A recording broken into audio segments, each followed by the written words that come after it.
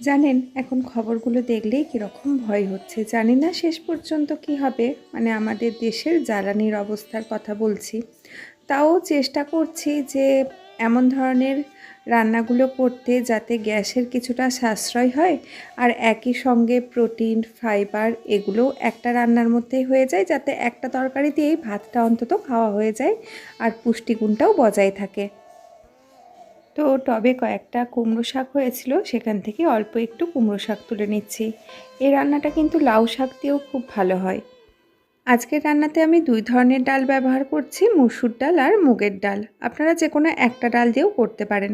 আর এই তরকারিটা কিন্তু একটু গা মাখো মতো বা একটু ঘন মতো হবে, ডালটা খুব একটা পাতলা হবে না, তো সেই অনুযায়ী ডালের পরিমাণটা একটু বেশি লাগবে। ডালটাকে বেশ কয়েকবার ভালো করে ধুয়ে নিয়েছি, আর তার মধ্যে সামান্য জল দিয়ে এর মধ্যে দিয়ে দিচ্ছি স্বাদ অনুযায়ী নুন, আর দিয়ে দিচ্ছি হলুদ গুঁড়ো। একই সাথে আমি কয়েকটা গোটা টমেটো দিয়ে দিচ্ছি। ডালটা যখন সেদ্ধ হবে একই সঙ্গে টমেটোগুলোও সেদ্ধ হয়ে যাবে। আমি আজকে শুধুমাত্র শাক দিয়েই রান্নাটা করছি। তাছাড়াও আপনাদের হাতের কাছে যদি ঝিঙে থাকে বা একটু আলু অল্প করে ডুমো করে কেটেও কিন্তু এর সঙ্গে দিতে পারেন। কড়াতে করে সমস্ত ডাল আর শাক একসঙ্গে সেদ্ধ করতে বসিয়ে দিচ্ছি। আপনাদের ইচ্ছা হলে প্রেসার কুকারে একটা সিটি দিয়েও সেদ্ধটা করে নিতে পারেন। কয়েক মিনিট পরে ডাল আর শাকটা একবার চেক করে নিচ্ছি সেদ্ধ হয়েছে কিনা। তো মোটামুটি এগুলো সেদ্ধ হয়ে গেছে। এরপরে সাঁতলিয়ে আরেকটু যখন ফোটাবো তখন পুরোপুরি সেদ্ধটা হয়ে যাবে। তো 90% মতো সেদ্ধ হয়ে গেছে। এই সময় কিন্তু খুব একটা গলে যাবে না ডালটা। এবারে চলে যাচ্ছি পরবর্তী স্টেপে। প্রথমেই কড়াতে নিয়ে নিচ্ছি সামান্য একটু সর্ষের তেল। তেলটা ভালো মতো গরম হয়ে গেলে এর মধ্যে আগের থেকে নুন হলুদ মাখিয়ে রাখা চিংড়ি মাছগুলো দিয়ে দিচ্ছি। চিংড়ি মাছগুলোকে হাই ফ্লেমে কিছুক্ষণ ভেজে নেব।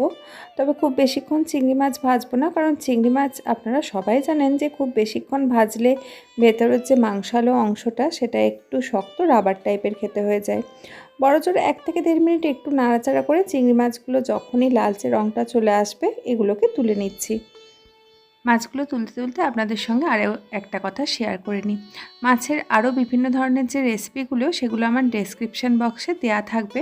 আপনাদের যদি ইচ্ছা হয় বাঙালি অন্যান্য আরও মাছের রেসিপিগুলো যদি দেখতে ইচ্ছা করে ডেসক্রিপশান বক্সটা চেক করতে পারেন। তো ওই কড়াতে আরও কিছুটা পরিমাণ সর্ষের তেল দিয়ে দিলাম। তেলটা ভালো মতো গরম হয়ে যেতে এর মধ্যে দিয়ে দিয়েছি গোটা জিরে, কাঁচা লঙ্কা চিড়ে নেওয়া আর রসুন কুচি। এগুলোকে একটু ভেজে নেব যতক্ষণ না রসুনটার থেকে একটু ভাজা গন্ধ উঠে যায়। রসুনটার থেকে হালকা ভাজা গন্ধটা উঠে গেলে এর মধ্যে দিয়ে দিচ্ছি পেঁয়াজ কুচি। এটা কিন্তু কোনো নতুন রেসিপি না, গ্রাম বাংলার অনেক পুরনো দিনের একটা রান্না। আমাদের মা ঠাকুমারা হাতের সামনে একটু শাক একটু চিংড়ি মাছ দিয়ে গোটা পরিবারের জন্য একটা মোটা যে তরকারি রান্না করতে হয়, এটা কিন্তু সেই রেসিপি। তো পেঁয়াজগুলো দেখুন এই মুহূর্তে কিছুক্ষণ নাড়াচাড়া করার পর বেশ ভালো মতো লালচে রঙটা চলে এসেছে। পেঁয়াজটা যখন ভালো মতো ভাজা হয়ে যাবে এবারে এর মধ্যে দিয়ে দিচ্ছি আদা বাটা। আদাটাকে একদম লো ফ্লেমেতে 1-1.5 মিনিটের মতো অল্প একটু কষিয়ে নিতে হবে। কিছুক্ষণ কষিয়ে নেওয়ার পর এবারে এর মধ্যে দিয়ে দেবো আগের থেকে যে ডালের মধ্যে টমেটোগুলো সেদ্ধ করতে বসিয়েছিলাম না, সেই টমেটোগুলো। আর ডালের সঙ্গে টমেটোগুলো ওই জন্যে সেদ্ধ করতে বসিয়ে দিয়েছিলাম, এটা তো অলরেডি সেদ্ধ হয়ে নরম হয়েই আছে, আর এর কাঁচা গন্ধটাও কিন্তু চলে গেছে সেদ্ধ হয়ে, তাই খুব বেশি কষাতে আর সময়টা লাগবে না। গ্যাসের ফ্লেমটা একটু হাই করে দিয়ে টমেটোগুলোকে ভালো করে কষিয়ে নেব। টমেটোগুলোকে কষানোর ফাঁকেই ইন্ডিয়ান রান্নার বেসিক যে গুঁড়ো মশলাগুলো আমরা ব্যবহার করি সেগুলো দিয়ে দিচ্ছি। দিয়ে দিলাম 1 চা চামচ জিরে গুঁড়ো আর 1/2 চা চামচ ধনে গুঁড়ো। এগুলোকে দিয়েও আরও কিছুক্ষণ কষিয়ে নিলে দেখবেন একদম সুন্দরভাবে কষানোটা হয়ে গেছে, কারণ অন্যান্য মশলাগুলো তো আগেই কষানো হয়ে গিয়েছিল। শুধুমাত্র টমেটোর জলটা একটু শুকিয়ে যাওয়া পর্যন্ত নাড়াচাড়া করে নিয়েছি। টমেটোর জলটা যখনই এরকম একটু শুকিয়ে সুন্দরভাবে মশলাটা কষানো হয়ে যাবে এবারে এর মধ্যে আগের থেকে সেদ্ধ করে রাখা ডালটা দিয়ে দিচ্ছি। চিংড়ি মাছটা কিন্তু এই মুহূর্তে দেবো না, ডালটা দিয়ে প্রথমে একটু ফুটিয়ে নেব। ডালটা একটু বেশি ঘন লাগছে, অল্প একটু আমি জল যোগ করব। আপনারা যেরকম খেতে চাইবেন এরকম ঘনও রাখতে পারেন বা হালকা একটু পাতলাও করতে পারেন।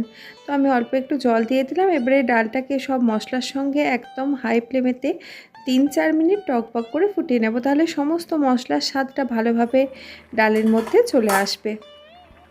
ডালটা যখন 3-4 মিনিট এভাবে টকবক করে ফুটে যাবে, এবারে এর মধ্যে দিয়ে দিচ্ছি আগের থেকে ভেজে নেওয়া চিংড়ি মাছ। চিংড়ি মাছটা দিয়ে কিন্তু খুব একটা বেশি ফোটাবো না। চিংড়ি মাছটা দিয়ে হাই ফ্লেমেতেই 1.5 থেকে 2 মিনিট ডালটাকে একটু ফুটিয়ে নামিয়ে দেবো। যদি হাতের কাছে ধনেপাতা থাকে একদম শেষের দিকে ধনেপাতাও একটু দিতে পারেন।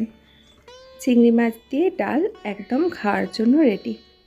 আজকের খুব সহজ সাধারণ গ্রাম্য এই রেসিপিটা আপনাদের কেমন লাগলো জানাবেন। ভালো লাগলে লাইক ও শেয়ার করার অনুরোধ রইল। দেখা হবে পরের দিন আবার অন্য কোনো রেসিপি নিয়ে। ততক্ষণ সবাই সুস্থ থাকুন, ভালো থাকুন, সঙ্গে থাকুন।